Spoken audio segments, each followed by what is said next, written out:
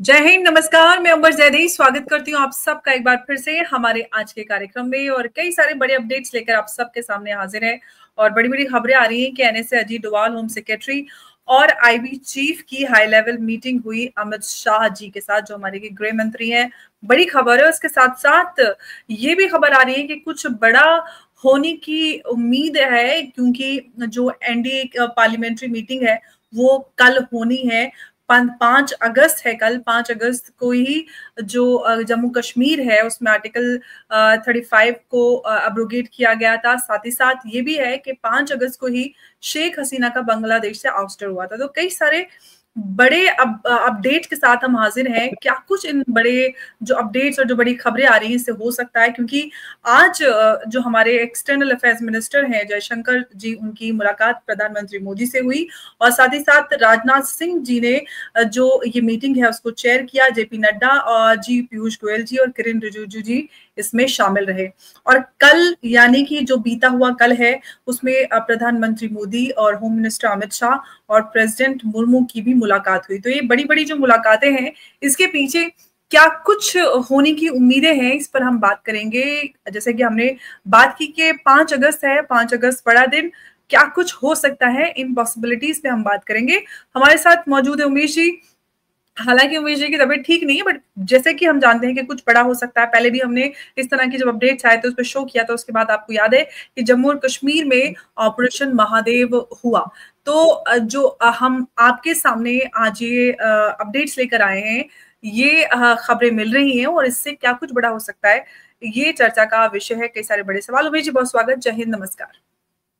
जय सिया राम अंबर जी। जय सिया राम। उमेश जी, बहुत-बहुत धन्यवाद आपका।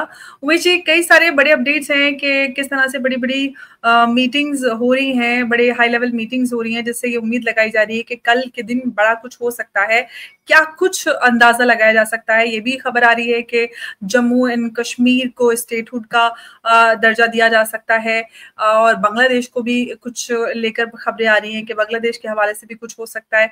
आपके हिसाब से क्या कुछ आपको लगता है कि आपका जो एनालिसिस है वो क्या कहता है?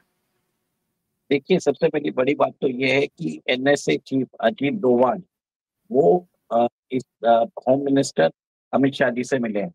इसका मतलब ये है कि कुछ ना कुछ बात ज़रूर होगी भारत के सिक्योरिटी एंगल के हिसाब से। Ajit Doval ji was is the architect of 2016 surgical strikes और 2019 का जो स्ट्राइक्स हुआ था, उसके एक तरह से आर्किटेक्ट हैं। अब आपको मालूम है कि लास्ट ईयर इसी के दिन शेख हसीना का आउस्टर हुआ था बांग्लादेश से। तो प्रयास ये भी लगाया जा रहा है कि क्या बांग्लादेश में कोई बड़ी कार्रवाई होने वाली है? क्योंकि मेरा ये मानना है, कुछ दिन पहले एक रिपोर्ट आई थी, जिसमें बताया गया था कि टर्की के जो इस्लामिक ग्रुप्स हैं, वो बांग्लादेश में अपना जो पैर है पसार रहे हैं और वहाँ पे वो ग्रेटर बांग्लादेश की थियरी दे रहे हैं, जिसमें हमारे नॉर्थ ईस्ट का मैप उन्होंने रिलीज़ किया है। और आपको ये भी मालूम है कि मोहम्मद यूनुस ने चाइना जाके एक न्यूज़ स्टेटमेंट भी दिया है, जिसमें उन्होंने बोला है we are the guardian of the 7 states. तो कहीं न कहीं जो हमारा ईस्टर्न फ्रंट है, जो सिलिगुड़ी कॉरिडोर है, वो एक तरह से बहुत एक तरह से क्रिटिकल है भारत के नॉर्थ ईस्ट के कनेक्टिविटी के लिए।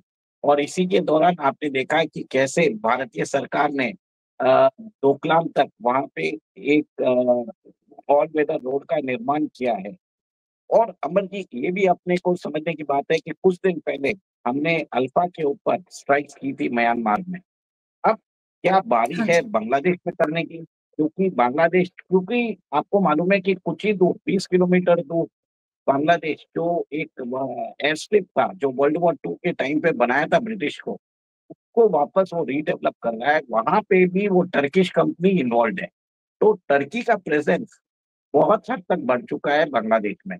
टर्की का जो ड्रोन्स है, बलात्कार ड्रोन्स, वो भी बांग्लादेश यूज़ कर रहा है भारत के सर्वेलेंस मॉनिटरिंग में। बात यहाँ पे आ रही है कि गंगा वाटर ट्रीटी को भी अब्रोगेट करने की बात हो रही है, जिसमें हम बांग्लादेश को जो जेनरस पानी देते थे, वो शायद बंद कर दें। तो कहीं न कहीं ये एक पॉसिबिलिटी है जो हो सकता है, क्योंकि कल 5 अगस्त है। सेकंड बात ये भी हो सकती है कि ऑपरेशन सिंदूर खत्म नहीं हुआ है। और ऑपरेशन महादेव के बाद आपको मालूम है कि बहुत सारे सिक्योरिटी डिटेल्स दिखा बताए नहीं जाएंगे। तो कहीं न कहीं एलाइज़ को अपडेट भी किया जाएगा उसके बारे में, और इनको कॉन्फिडेंस में भी लेके जा दिया जाएगा। क्या ऑपरेशन सिंदूर वापस रिज़्यूम होगा? क्या इस बार कवायद होगी कि हम जम्मू एंड कश्मीर जो पीओजे है उसके लिए युद्ध करेंगे? क्योंकि आप ये समझ लीजिए कि पाकिस्तान सुधरने वाला तो नहीं है। वो अपनी जो पैठ है बढ़ाता जा रहा है और भारत के इसको कंटिन्यूअसली थ्रेटन करता जा रहा है। अब ऐसा है कि मामला को फिनिश करने के लिए या ऑल पार्टी कंसेंसस कर रहे हैं कि कुछ बड़ा मिलिट्री एक्शन लेना है पाकिस्तान के ऊपर, वो भी देखने वाली बात है। और एक और एक चीज़ है जिसमें जो पॉलिटिकल सर्कल्स में आ रहा है कि जम्मू एंड कश्मीर को एक तरह से बाइफरकेट करने की बात हो रही है, जिसमें कश्मीर को एक अलग स्टेट बनाया जाएगा, जम्मू को एक अलग स्टेट बनाया जाएगा। ये क्या किया जाएगा ये मालूम नहीं है, बट एनडीए पार्लियामेंट्री पार्टी की मीटिंग है।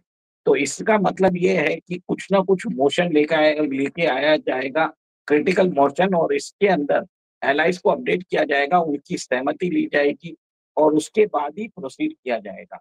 मेरा सबसे बड़ा इसमें जो देखने वाली बात है, रूटीन मीटिंग्स तो सब होती है। होम मिनिस्टर, प्राइम मिनिस्टर, राष्ट्रपति से मिलते हैं।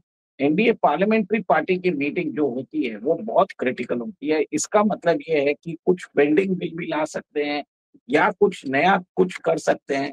कोई रेज़ोल्यूशन पास करवाया जा सकता है, जिसके अंदर भारत एक नया डॉक्ट्रिन लेके आ सकता है कि हमें एक तरह से ऑफेंसिव में खेलना पड़ सकता है, क्योंकि उमेश जी, हमने अगर हम 5 अगस्त की बात करते हैं तो 5 अगस्त काफी बड़ा दिन है। जैसे कि हम जानते हैं कि 370 की बात करें, राम मंदिर की बात करें, या फिर शेख हसीना के आउस्टर की बात करें, 5 अगस्त बड़ा दिन है। और कई सारे बड़े कयास लगाए जा रहे हैं कि क्या जम्मू कश्मीर को लेकर कुछ बड़ा हो सकता है, क्या कोई मेजर सिक्योरिटी ऑपरेशन हो सकता है, या फिर जैसे आपने कहा कि बाइफिकेशन हो सकता है। और साथ ही साथ ये भी बड़ा सवाल है कि क्या ये जो सिग्नल्स हैं ये इस बात का संकेत है कि इंडिया अपने इंटरनल सिक्योरिटी आर्किटेक्चर में कुछ बड़ा बदलाव लाने जा रहा है। ऐसा कुछ जैसे कि हम एंटी टेरर लॉ या फिर इस तरह का कोई और ब्रॉडर कुछ लेकर आ सकते हैं। देखिए, 5 तारीख का बहुत बड़ा सिग्निफिकेंस है। अगर आप देखा जाए तो जैसे आपने बोला कि आर्टिकल 370 को एब्रोगेट किया था, उसी दिन कश्मीर का सही मायने में भारत के अंदर विलय हुआ। Integration of Kashmir with India was hmm. Done on that day in 2019। कल उसकी 6ठी एनिवर्सरी मनाई जाएगी और इस कल ही के दिन आपने देखा कि शेख हसीना का भी आउस्टर हुआ है। तो अब एक सांकेतिक मैसेज भी देने का ज़रूरी है पाकिस्तान को, भारत के दुश्मन टर्की को, कि यहाँ पे आपकी करने वाली नहीं है। तो भारत क्या ऑफेंसिव लॉन्च करेगा वो देखने वाली बात है। How will India deal with Pakistan? How will India deal with Bangladesh? और वहाँ पे क्या बांग्लादेश के अंदर सर्जिकल स्ट्राइक होगी? We don't know. What will happen to the Ganga water treaty? उसके ऊपर भी बात हो सकती है। ऑल पार्टी कंसेंसस लिया जा सकता है कि एनडीए के सारे घटक दलों के बीच में बांग्लादेश के ऊपर कोई सैंक्शंस भी लगाया जा सकता है। भारत भारत के कारण है बांग्लादेश की इकोनॉमी टिकी हुई है, पर बांग्लादेश सुधरने का नाम नहीं ले रहा है। वो वहाँ पे इस्लामिस्ट टेररिस्ट और रेडिकलाइज्ड को एक तरह से शह देता जा रहा है, और इसके कारण प्रधानमंत्री मोदी जी की इमेज में भी बहुत ज़्यादा फ़र्क पड़ रहा है। लोग ये देख सोचने में पड़ गए हैं कि वहाँ के हिंदुओं को सपोर्ट क्यों नहीं कर रहे हैं मोदी जी। तो बहुत सारे प्रश्न हैं, क्या सरकार क्या करने वाली है, और ऑल पार्टी कंसेंसस एनडीए के अंदर लेने वाली बात ये है कि कुछ बड़ा हो सकता है, something big is brewing and absolutely, about to क्योंकि हैपन। एनडीए पार्लियामेंट्री मीटिंग कल सुबह, और उसमें ये एक नॉर्मल सेशन की तैयारी है, जैसे कि हम अब मॉनसून सेशन चल रहा है, उसकी कोई प्रिपरेशन या कोई लेजिस्लेटिव बॉम्बशेल कुछ हो सकता है कि कुछ बड़ा कुछ गिरने वाला है। कुछ वहां से हम उम्मीद कर सकते हैं कि हमें पार्लियामेंट से कुछ बड़ा मैसेज मिल सकता है, क्योंकि कल 5 अगस्त है। जैसे हमने कहा 5 अगस्त को काफी बड़े बड़े अनाउंसमेंट्स होते हैं, एक संकेत है, एक इमोशनली चार्ज्ड नेशनल इवेंट। ऐसा लगता है कि कुछ ना कुछ 5 अगस्त को ऐसा हो जाता है। नहीं, आपने बरोबर बोला है कि 5 अगस्त एक तरह से 5 अगस्त और 15 अगस्त दोनों एक तरह से देश के अंदर एक बहुत ही इमोशनल इवेंट होता है। और आपने देखा कि कश्मीर को बचाने भारत से पाकिस्तान की चुंगलों से बचाने के लिए हमने वहाँ उनसे 1948, 65 और 71 का जंग भी लड़े हैं, हमने कारगिल भी लड़ा है उसके लिए, और असंख्य हमारे सुरक्षा बलों ने अपनी जान दी है देश को बचाने के लिए। अब इसके अंदर कुछ ना कुछ है कि हमें आगे इसको और कैसे इसको सुदृढ़ किया जाए, हमारे बॉर्डर्स को, और क्या मैसेजिंग दिया जाए पाकिस्तान को, और क्या मैसेजिंग दिया जाए बांग्लादेश को, इसके ऊपर हमें सोचने की बात है। और देश के अंदर आपको मालूम है कि जिस हिसाब से सीएए के लिए वेस्ट बंगाल में बीजेपी जो पार्टी है, उन्होंने डेस्क खोल के रखा है सीएए के रजिस्ट्रेशन के लिए। तो क्या अनाउंस होगा, क्या चीज होगा, वी हैव टू सी।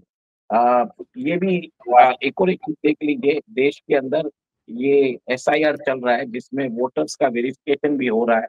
कहीं ना कहीं क्या कोई बड़ा लॉ लेके आ रहे हैं जिसमें देश के अंदर इलीगल घुसपैठिए जो देश के अंदर रह रहे हैं और पाकिस्तान और बांग्लादेश के लिए काम कर रहे हैं, उनको आइडेंटिफाई किया जाए और लोगों को समझाया जाए कि पार्लियामेंट्री पार्टी को कि कितना बड़ा खतरा बन चुके हैं देश के लिए, देश की अखंडता के लिए।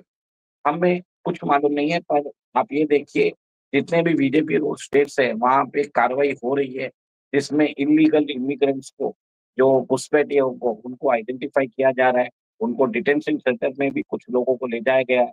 और वहां पे आप देख रहे हैं कि पूरी की पूरी कॉलोनी और बस्तियां खाली हो चुकी है, भले वो आसाम हो या दिल्ली हो या उत्तर प्रदेश हो, राजस्थान हो, सब जगह ड्राइव चल रहा है। और आपने अभी देखा है कि बिहार के अंदर जो एसआईआर जो हुआ था उसके अंदर बताया जाता है कि 60 लाख फर्जी वोटर्स मालूम पड़े सारी प्रक्रिया के दौरान। तो कहीं ना कहीं ये एक तरह से आप सोचिए 7.8 करोड़ की जो वोटर लिस्ट है उसमें 60 लाख पीपल आर फर्जी, आर डूबियस, फेक वोटर्स है। तो कहीं ना कहीं 8% आपकी इलेक्टोरेट फेक निकली है। बहुत बड़ा फिगर होता है ये, एक तरह से सरकार बनाना नहीं कराना उसके ऊपर भी होता है। तो देश के अंदर एक विचार भी हो सकता है उसके ऊपर। कुछ भी देखिए, बहुत सारे security related anything can happen. Absolutely, लेकिन ये भी सवाल है कि क्या कोई बॉर्डर उसको रिकॉग्निशन हो सकती है, या फिर हम कोई टेरिटोरियल अनाउंसमेंट दे सकते हैं कि जैसे कि मतलब उसके लिए हम खुद को क्या प्रिपेयर कर सकते हैं कि जैसे कि पीयूके को क्लेम किया जा सके, या फिर गिलगित बल्टिस्तान पर कोई पॉलिटिकल स्टांस है, कोई चीज इस तरह की चीजें। Possibility, anything is possible. कल के दिन भारत सरकार अपना एक पॉलिसी लेके आ सकती है, क्योंकि पाकिस्तान के साथ हमारे टाइज सुधरने वाले नहीं है। पाकिस्तान ने हम्म। डिसाइड कर लिया है कि वो भारत को भारत के अंदर वो गजवा एक चाहता है। तो अब हमें एक ही चीज है, या तो पाकिस्तान रहेगा या भारत रहेगा। ये एक पॉलिटिकल कंसेंसस, एक तरह से एग्रीमेंट लाने की जरूरत है पार्टीज के बीच में। और कुछ कोई भी पीस टॉक्स काम की होने वाली नहीं है, पाकिस्तान से बात करना टाइम वेस्ट है। और पर पॉलिटिकल कंसेंसस होना जरूरी है। तो बातचीत उधर हो जाएगी, देश में अंदर एनवायरनमेंट बनाया जाएगा कि कोई भी प्रोएक्टिव एक्शन हो। तो हम, क्योंकि युद्ध अगर होता है तो हानि तो होनी है, तो उसके लिए देश को प्रिपेयर करना पड़ेगा, देश को बलिदान के लिए रेडी रहना पड़ेगा। क्या हम तैयार हैं, हमारी पॉलिटिकल पार्टी तैयार है? तो सरकार उनसे शायद अंडरटेकिंग ले सकती है। आपका क्या मत है? और अगर कंसेंसस बनता है कि हमें कुछ बड़ा करने की है तो सरकार शायद अनाउंस कर सकती है। ऐसा भी हो सकता है क्या उमेश जी कि 2029 के लिए बीजेपी कोई अपना जो एजेंडा है, जो पॉलिसी है, वो कुछ प्रिपेयर कर रही हो, एक नैरेटिव लॉन्च कर रही हो? देखिए, बीजेपी ने सब कुछ कर दिया है जो उन्होंने अपने मैनिफेस्टो में बोला है। अब क्या हम्म। है, वो जो काम हो रहा है, इंटरनल सिक्योरिटी का काम बहुत इंपॉर्टेंट है, द हाफ फ्रंट उसको देखने की बात है। और रिक्लेमेशन ऑफ पीओके के वो जरूरी है। और आपको ये भी मालूम है कि बांग्लादेश के अंदर जो पाकिस्तानी सरकार है उसको भी एक तरह से वहां पे भी इलेक्शंस कराने की जरूरत है, जो यूनिस कराने वाले नहीं लग रहा है। तो कहीं ना कहीं बहुत सारे जो हो सकते हैं, we don't know what is going to happen. Something ये ऐसा है कि कुछ एक्शन क्या बांग्लादेश में होगा या पाकिस्तान में होगा, या स्पेशल इन्वेस्टिगेशन रिपोर्ट के बारे में होगा, या कुछ और हो सकता है। Let's see, it's going to be very critical, क्योंकि अजीत डोभाल अगर मिलते हैं तो सर्टेनली इट इज समथिंग। क्या पीओजे के ऊपर कुछ अनाउंसमेंट होगा, कंसेंसस होगा? We have to see. Absolutely. और आखिर एक ही दिन फॉरेन मिनिस्टर पीएम से मिलते हैं, एनएसए हाई अलर्ट पर होते हैं और एनडीए मीटिंग शेड्यूल होती है। क्या ये सिर्फ एक कोइंसिडेंस है या नए भारत की कोई नई स्क्रिप्ट लिखी जा रही है, जो हमें कल सुबह पता चलेगी। अब ये तो कल 5 अगस्त बहुत दूर नहीं है, हमें पता चलेगा। और उम्मीद है कि जो हो वो देश के लिए बहुत बेहतर हो, और ऐसा ही हमने 5 अगस्त को देखा है। अब क्या होता है कल सुबह, ये कल सुबह ही बताएंगे। बहुत ज्यादा इंतजार की जरूरत नहीं है। उमेश जी, बहुत बहुत आपका धन्यवाद हमारे साथ इस चर्चा में जुड़ने के लिए। नमस्कार, जय हिंद, जय भारत। जय सिया राम।